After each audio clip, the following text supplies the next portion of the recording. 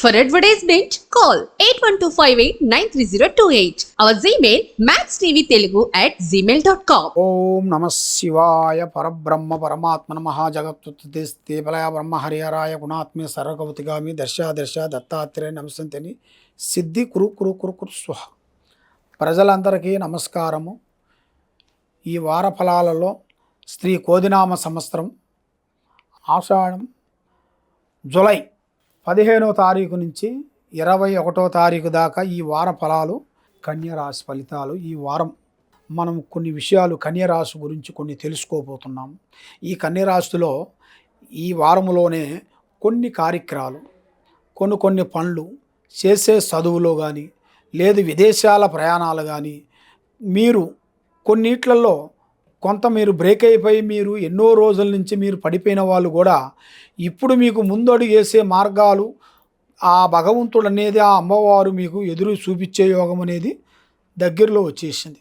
కాబట్టి ఈ కన్యరాశి వాళ్ళకి మీరు ఏ కార్యక్రమం చేయాలనుకుంటున్నారో, ఏ పనులు మీరు పూర్తి చేయాలనుకుంటున్నారో మీరు మెయిన్గా తెలుసుకోవాల్సిన విషయం ఏంటంటే, ఏ విషయమైనా కూడా మీ ఐడియాలని మీ ఆలోచనల్ని ఎదుటి వాడిని వరకు చెప్పుకోకండి.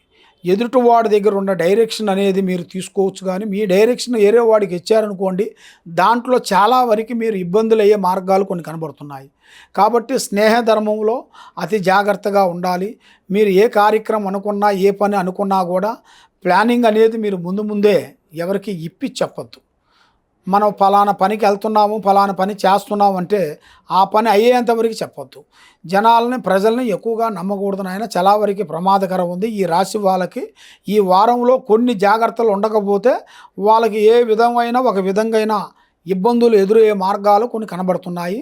కాబట్టి ఈ వారంలో వాళ్ళు చేయాల్సింది అష్టలక్ష్మి పారార్థన చేయాలి, లేదు వారాహిని మాత పూజ చేస్తే వాళ్ళకి చాలా మంచి జరిగి మనశ్శాంతి కలిగి ఆరోగ్యం బాగుండి మనశ్శాంతిగా ఉండి చేయాల్సిన కార్యక్రమం అనేది అతి దగ్గరలోనే పెద్ద స్థాయిగా ఎదగాల్సిన ఆ యోగం అనేది తప్పకుండా కనబడుతుంది.